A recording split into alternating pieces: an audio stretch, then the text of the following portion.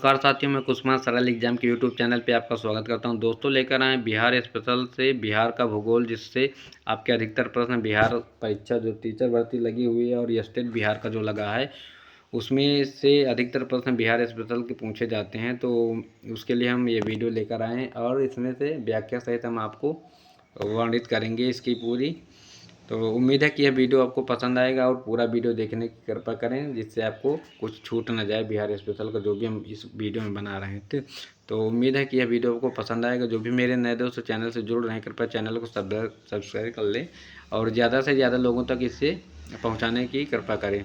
तो शुरू करते हैं हम आज बिहार का भूगोल, बिहार के बारे में। तो बिहार देश के पूर्वी भाग में स्थित है। यह पूरी तरह से लैंडलॉक्ड राज्य है। हालांकि कोलकाता बंदरगाह के माध्यम से समुद्री क्षेत्र बहुत दूर नहीं है। ध्यातव्य है कि बिहार आकार में आयताकार है। इसकी पश्चिम से पूर्व की चौड़ाई की लगभग 483 किलोमीटर और लंबाई उत्तर से दक्षिण 345 किलोमीटर है। ठीक। और उल्लेखनीय है कि औसत समुद्र तल से इसकी औसत ऊंचाई लगभग 53 से 55 मीटर है। यह राष्ट्रीय राजमार्ग संख्या 1 प्रयागराज से हल्दिया के माध्यम से जुड़ा है। यह समुद्र तट से लगभग 200 किलोमीटर दूर अवस्थित है। ठीक।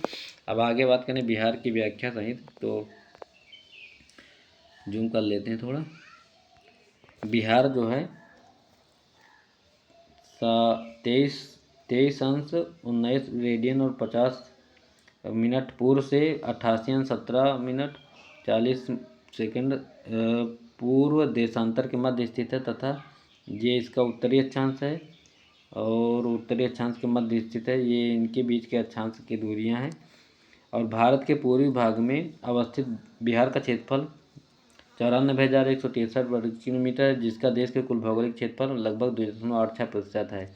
और आगे बात करें बिहार क्षेत्रफल की दृष्टि से भारत का 12वां राज्य है। जम्मू और कश्मीर पुनर्गठन के बाद सबसे बड़ा राज्य। राज्यों व केंद्र शासित प्रदेशों में समग्र रूप से 13वां स्थान है, लद्दाख केंद्र शासित प्रदेश को शामिल करने के पश्चात।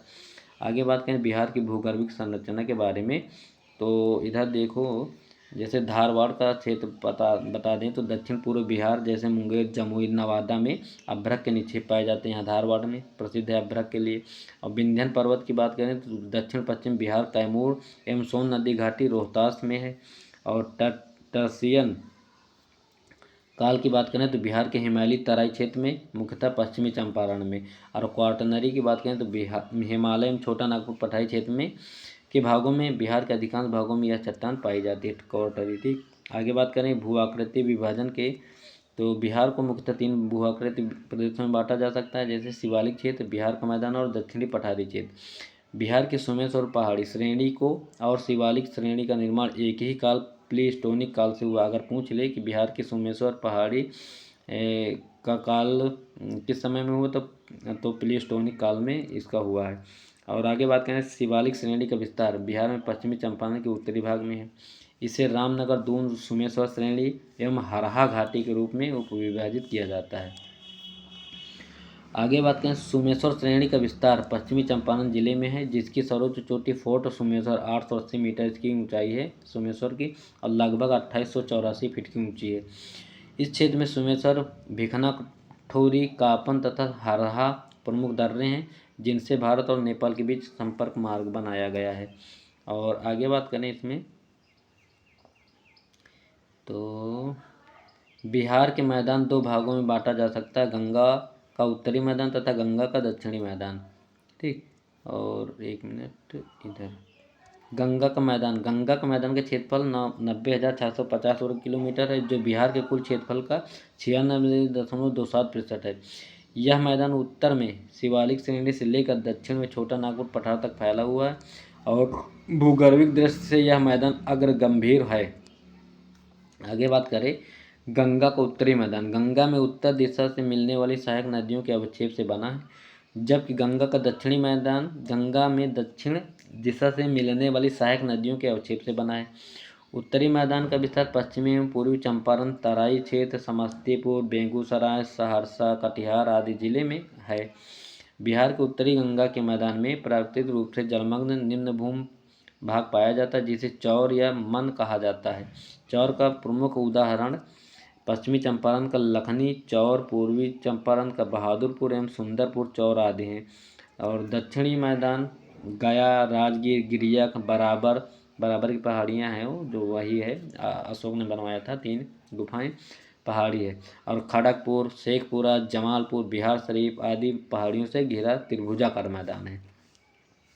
इस क्षेत्र में टाल निम्न भूमि क्षेत्र पाए जाते हैं, जिनका विस्तार पटना से लखीसराय तक है। इस टाल क्षेत्र में पहाड़िया एवं मोकामा टाल क्षेत्र प्रसिद्ध है।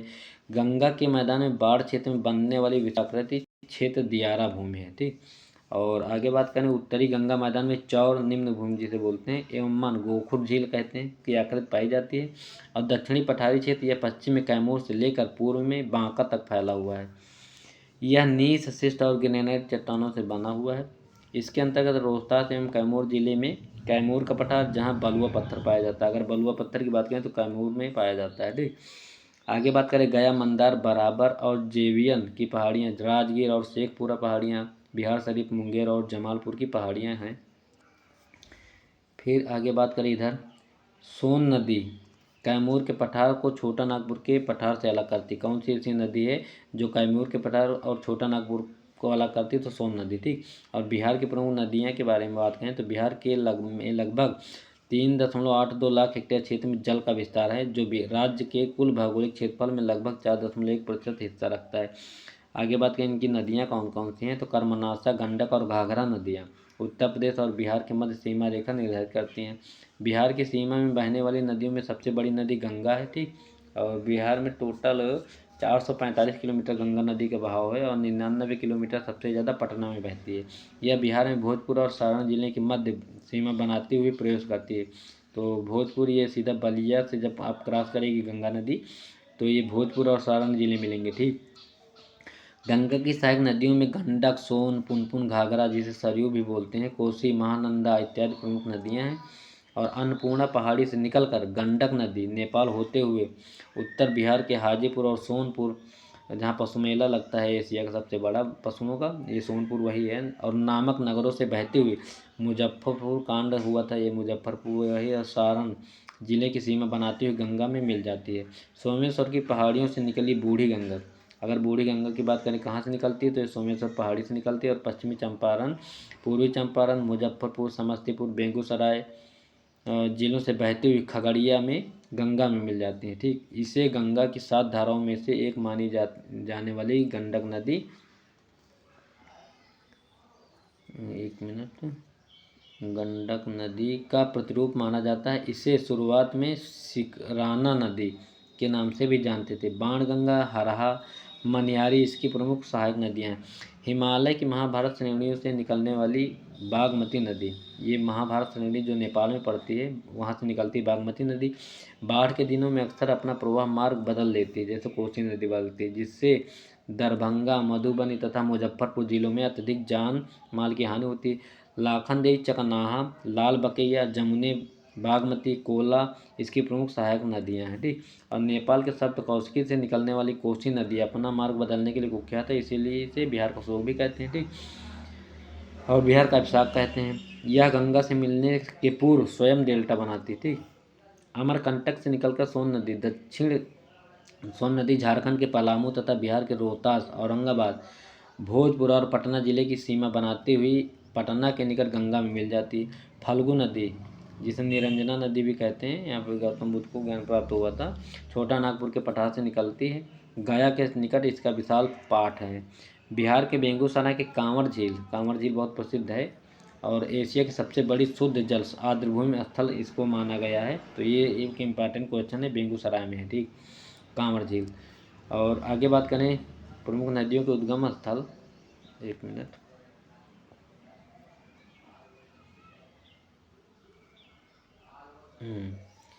ये है। तो गंगा नदी की बात करें तो गंगोत्री के गोमुख से निकलती उत्तराखंड है और बंगाल की खाड़ी में इसका मुहाना है। इसकी विशेषता क्या है, तो पटना, बक्सर, मोकामा, भागलपुर, मुंगेर जिला गंगा तट के किनारे स्थित है। ठीक। सबसे ज़्यादा 99 किलोमीटर पटना में बहती है। आगे बात करें इसमें तो भोजपुर और सारण जिले के बीच सीमा बनाते हुए बिहार में प्रवेश करती है। बिहार में लंबाई 405 है। ठीक। जब झारखंड इसमें जुड़ा था तब 445 किलोमीटर लंबाई थी, लेकिन जब इसके अलग होने से अब 405 किलोमीटर बचा है। ठीक। 440 हट गया, मतलब 40 किलोमीटर। अब आगे बात करें तो 1 मिनट जूम कर देना। ये गंगा नदी के किनारे स्थित जिले 12 जिले, ठीक। भोजपुर है, सारण है, बक्सर है, वैशाली, पटना, बेगूसराय, खगड़िया, समस्तीपुर, कटिहार, भागलपुर, लखीसराय और मुंगेर। और सर्वाधिक लंबाई पटना में 99 किलोमीटर गंगा नदी बहती है यहाँ पे, ठीक। और आगे बात करें गंगा नदी में उत्तर दिशा में मिलने वाली प्रमुख सहायक नदियाँ पूछ लेते हैं। गंगा नदी में उत्तर की ओर से कौन सी नदी मिलती है? तो घाघरा, गंडक, बूढ़ी गंडक, कोसी, महानंदा तथा बया नदी। और दक्षिण दिशा से प्रमुख नदियाँ कौन सी मिलती है? तो सोन नदी। पूछ लेते हैं कि सोन नदी गंगा के किस दिशा से मिलती है? तो सोन नदी दक्षिण से मिलती है, देख लीजिएगा ना। पुनपुन है, कर्मनाशा है, कीउल है, फल्गु है, कावथोरा है, धर्मावती है, गांगी है तथा बदुआ, ये नदियाँ दक्षिण से मिलती हैं, ठीक। अब पूछ ले कि उत्तर में कितनी नदियाँ मिलती हैं गंगा में? तो देख लीजिए 1 2 3 4 5 6 7 7 नदियाँ उत्तर में मिलती हैं। और दक्षिण में कितनी मिलती हैं? तो 1 2 3 4 5 6 7 8 9 नदियाँ दक्षिण में अपना जुड़ती हैं। तो 9 7 16 नदियाँ टोटल गंगा में मिलती हैं बिहार में, ठीक। और आगे बात करें घाघरा नदी की, तो घाघरा नदी का उद्गम है सरयू जिसे बोलते हैं, और मापचा चुंगू ग्लेशियर तिब्बत में है, यहाँ से निकलती है। और गंगा नदी रेविलगंज सारण में इसका मुहाना है। और आगे बात करें विशिष्ट बातें कुछ और इसमें, तो ये कहाँ है? गुठानी सिवान के समीप बिहार में प्रवेश, फिर बिहार एवं उत्तर प्रदेश की सीमा का निर्धारण करती है। सहायक नदी राप्ती तथा महाकाली है इसकी घाघरा की, ठीक। और आगे बात करें गंडक नदी की, तो गंडक नदी नेपाल हिमालय से अन्नपूर्णा पर्वत और धौलागिरी श्रेणी के समीप से निकलती है। और इसका जो मुहाना है तो गंगा नदी पहलेजा घाट के निकट में इसका मुहाना है। और आगे बात करें इसमें तो विशेषताएं इसकी क्या है? तो नेपाल में सप्तगंडकी के नाम से प्रसिद्ध है। इसकी 7 प्रमुख सहायिकाएँ हैं, त्रिशूली, बूढ़ी गंडक, मत्स्यांगदी और सेती, दरौंदी, मादी, काली गंडक, नारायणी, शालिग्रामी के नाम से प्रसिद्ध है। लंबाई की बात करें तो 660 किलोमीटर इसकी लंबाई है। और हाजीपुर, सोनपुर, मुजफ्फरपुर तट इसके किनारे बसे हुए हैं। आगे बात करें बूढ़ी गंडक के बारे में, तो चौतरवा और बिशंभरपुर पश्चिम चंपारण से निकलती है। इसका मुहाना जो है गंगा नदी खगड़िया के निकट में है। और लगभग इसकी लंबाई 320 किलोमीटर है। मसान, बलौर, पंडई, सिकता, तिलवे, त्यूर, घनौती, कोहरा, दंदा आदि सहायक नदियां हैं। बाढ़ के दिनों में मार्ग बदलने में माहिर है। बिहार में गंगा की सबसे बड़ी सहायक नदी, याद रखिएगा, बिहार में गंगा की सबसे बड़ी सहायक नदी कौन सी है? तो बूढ़ी गंडक, ठीक। आगे बात करें बागमती नदी की, तो बागमती नदी का उद्गम स्थल शिवपुरी श्रेणी हिमालय नेपाल से है। कोसी नदी बदला घाट में इसका मुहाना। कुल लंबाई की बात करें 589 किलोमीटर है। बिहार में लंबाई 394 किलोमीटर है। और इसकी सहायक नदियाँ की बात करें सोरावती, ग्राम डेगा और सीतामढ़ी जिले में बिहार में प्रवेश करती है, ठीक। और आगे बात करें कमला बलान नदी की, तो यह निकलती महाभारत श्रेणी जो नेपाल में पड़ती है, सिंधुलिया गढ़ी में। और इसका जो मुहाना है ये बागमती बदला घाट के पास है। और मिथिला क्षेत्र की प्रसिद्ध नदी है ये, ठीक। और आगे बात करें मैनावती, धौरी, बलान मुख्य सहायक नदियाँ हैं। इन नदियों से मिलने के बाद इसका नाम कमला बलान हो जाता है, ठीक। मधुबनी जिले में जयनगर के पास भारत में प्रवेश होता है इसका। और कमला बलान बेसिन की मुख्य नदी की बिहार में कुल लंबाई 120 किलोमीटर है, ठीक। आगे बात करें कोसी नदी, बिहार को जिसे कहते हैं, नेपाल एवं तिब्बत से निकलती है। गंगा नदी में कुर्सेला के पास कटिहार जिले में इसका मुहाना है, मिलती है। आगे बात करें इसकी सहायक नदियों के बारे में, तो अरुण, सुनकेसी और तमूर कोसी के संगम से कोसी हिमालय क्षेत्र बनती है। भारतीय सीमा में भीमनगर के समीप सुपौल जिला से प्रवेश करती है। याद रखिए मतलब जो कोसी नदी है कहाँ प्रवेश करती है? तो भारतीय सीमा में भीमनगर के समीप सुपौल जिला है, वहाँ प्रवेश करती है। मार्ग पर्यटन के लिए कुख्यात है, बिहार को सो कहते हैं। बिहार में कुल इसकी लंबाई 260 किलोमीटर है। आगे बात करें तो महानंदा नदी की, ये दार्जिलिंग पश्चिम बंगाल से निकलती है। गंगा नदी गोदागारी घाट बांग्लादेश में इसका मुहाना है। आगे बात करें तो महानंदा दार्जिलिंग से निकलती है, ठीक। और उत्तर दिनाजपुर बिहार के किशनगंज, मालदा पश्चिम बंगाल में पड़ता है, होते हुए बांग्लादेश में गंगा नदी में यह मिल जाती है, ठीक। और आगे बात करें सोन नदी का, तो सोन नदी की बात करें तो यह मैकाल पर्वत से अमरकंटक से निकलती है जो मध्य प्रदेश में पड़ता है। और इसका मुहाना जो है गंगा नदी पटना के निकट है, ठीक। सोन नदी यहाँ पर मिल जाती है पटना में। और मध्य प्रदेश, उत्तर प्रदेश, नर्मदा और सोन नदी उत्तर दक्षिण से उधर से निकलती है, तो सोन नदी इधर दक्षिण साइड से निकलती है। ठीक, मध्य प्रदेश, उत्तर प्रदेश, झारखंड, बिहार में प्रवाहित होती है। प्रमुख सहायक नदियों के बारे में बात करें तो बनास है, गोपद है, रिहंद है। रिहंद जो सोनभद्र में बहती है वो नदी है। ठीक, और कन्हार है उत्तरी, कोयल है जो सोन नदी की सहायक नदी है रिहंद। ठीक, आगे बात करें पुनपुन नदी की, तो छोटा नागपुर, पठार, पलामू झारखंड से निकलती है पुनपुन, और गंगा नदी फतुहा, पटना में इसका मिलन होता है। आगे बात करें सहायक नदी, तो मोहरार एवं दरधा इसकी सहायक नदी हैं। कर्मनाशा नदी की बात करें तो कैमूर पर्वत, कैमूर बिहार में पड़ता है, और गंगा नदी चौसा के समीप इसमें मिलती है, जो चौसा का युद्ध हुआ था। और उत्तर प्रदेश में बिहार के बीच सीमा बनाती है।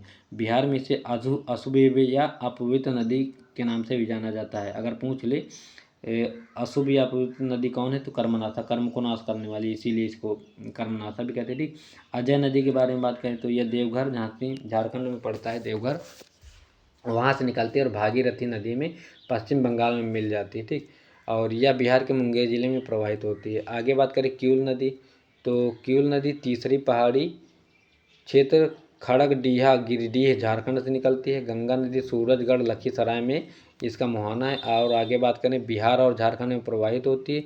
जमुई, लखीसराय, क्यूल नगर तट इसी के किनारे स्थित हैं। और फल्गु नदी, निरंजना नदी जिसे भी बोलते हैं, लीलाजन, निरंजना और मोहना के संगम से गया बिहार में। पुनपुन नदी में इसका मिलन है। और बौद्ध एवं हिंदुओं के लिए महत्वपूर्ण पितृपक्ष के दौरान पिंडदान यहीं पे होता है। और भारत का सबसे लंबा रबर डैम गया जी डैम इसी पे बनाया गया है। याद रखिएगा, सबसे महत्वपूर्ण प्रश्न है, बिहार का सबसे लंबा रबर डैम कहाँ पे बना है, तो फल्गु नदी पे बना है। ठीक, गया जी डैम।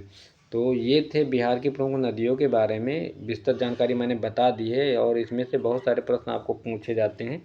तो उम्मीद है कि यह वीडियो आपको यूज़फुल लगा होगा, और मैंने पूरी जानकारी बिहार की जो भी नदियां हैं मैंने सबको विस्तार पूर्वक अपने ढंग से बता दिया है। और उम्मीद है कि यह आपको वीडियो पसंद आया होगा। और भौगोलिक स्थिति जो बिहार की थी मैंने सारी बता दी है आपको, तो सब पढ़ लीजिएगा, एक दो बार देख लीजिएगा तो आपको सारी जानकारी इसमें मिल जाएगी।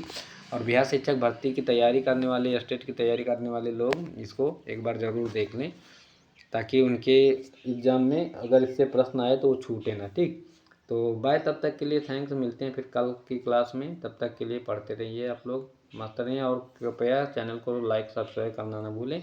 ज़्यादा से ज़्यादा इसको शेयर करने की कोशिश करें। Thanks, bye.